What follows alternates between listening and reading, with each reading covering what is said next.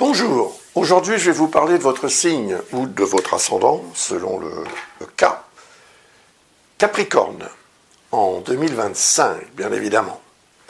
Nous sommes aujourd'hui le 7 octobre 2024 et je fais toujours ces vidéos en avance pour que vous puissiez en profiter avant le début de l'année.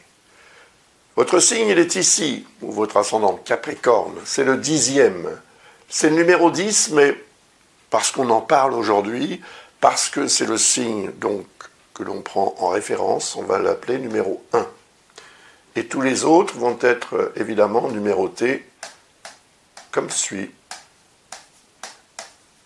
Voilà. Ça va être important, comme vous allez le voir, pour expliquer les choses de façon un peu plus ciblée et de façon peut-être un peu plus utile aussi pour vous. Et pour tous les autres signes, j'ai fait de la même façon. Alors, je vais d'abord vous parler de Pluton. Parce que Pluton, en fait, transite votre signe ou votre ascendant, transite le signe du Capricorne dans tous les cas depuis 2008. Depuis 2008, et en fait, ça va durer jusqu'au 20 novembre de cette année.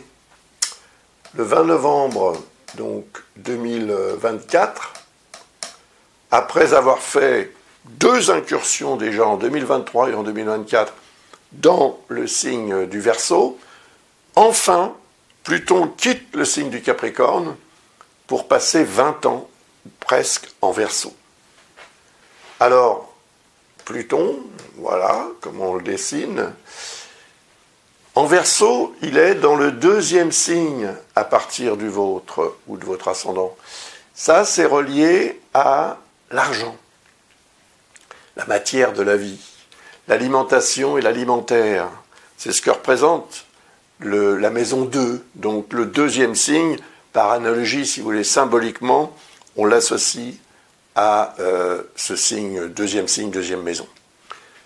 Donc, comme Pluton représente la notion de régénération, de transformation profonde, il est fort probable que vous entriez effectivement dans une période où vous allez complètement revoir et transformer votre façon de gérer l'alimentaire.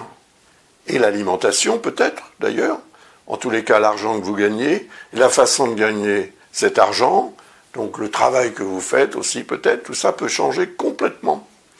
Et ce complètement, c'est quand même quelque chose de très profond qui pourra évidemment évoluer au fil des années, bien sûr, mais ce que vous allez imposer dans ce secteur pour le régénérer, c'est dans ce but-là, à partir du 20 novembre 2024, et donc pendant l'année 2025, parce que la planète va se déplacer très lentement, Pluton sera toujours au tout début du signe du Verseau, et donc toujours dans ce degré d'initialisation, et donc où il est possible que toute l'année 2025 soit consacrée à cette régénération de votre rapport à la matière de la vie, et évidemment à l'argent que vous gagnez, l'argent que vous dépensez, l'argent au quotidien, en fait. C'est là qu'il y a quelque chose qui va profondément changer. Et ça va changer parce que c'est nécessaire. C'est quelque chose qui, en fait, est imposé par peut-être certaines circonstances, probablement. Mais c'est aussi un choix personnel qui va avoir une influence définitive, je dirais, dans votre vie, puisque, évidemment, la planète Pluton ne reviendra jamais dans ce signe de votre vivant. Une fois qu'elle l'aura quitté, c'est terminé, puisqu'elle met quand même 248 ans et 157 jours pour faire le tour du zodiaque. Donc voilà pour Pluton. On en reparlera quand même dans le courant de cette analyse, parce qu'elle va revenir un petit peu à la charge en lien avec d'autres planètes dont je voudrais vous parler. Comme par exemple Uranus. Vous voyez, Uranus est ici. Alors, Uranus, j'en ai parlé, ça fait 7 ans en fait que j'en parle.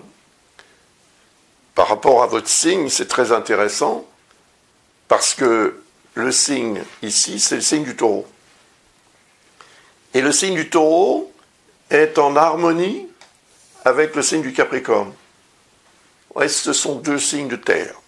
Donc, compatibles au niveau des éléments, c'est évident, vous pouvez très facilement mélanger de la terre avec de la terre. Mais Uranus se prépare à changer de signe. Eh oui. Depuis 7 ans, depuis 2018, Uranus transite en Taureau, où il a été, à mon avis, à l'origine de changements majeurs et, pour la plupart, on va dire, positifs. Évidemment, il y a des exceptions, mais Uranus a pu être de votre côté, si je puis dire, pour vous aider à vous adapter à des changements qui se sont imposés indépendamment de votre volonté. Donc c'est un astre qui vous veut du bien. Et d'ailleurs, il représente le signe du Verseau où Pluton va donc, comme je viens de vous l'expliquer, transiter pendant 20 ans. Et si Uranus est relié au signe dans lequel se trouve Pluton, ça veut dire que Pluton et Uranus vont être liés eux-mêmes. Dès lors qu'Uranus passera en Gémeaux, ce qui va évidemment arriver le 8 juillet de cette année 2025. Le 8 juillet, Uranus passe en Gémeaux. Et le signe des Gémeaux est un signe d'air, tout comme le signe du Verseau, qui est également un signe d'air. C'est le verseur d'eau, mais c'est un signe d'air, ce n'est pas un signe d'eau. Donc, il y a là aussi un lien harmonique. Il y aura donc un lien harmonique entre Uranus et Pluton. Alors ça va avoir un effet sur tout le monde. C'est très intéressant parce que ce sont deux planètes générationnelles, des planètes lentes, des transsaturniennes comme on les appelle. Elles sont placées au-delà de Saturne.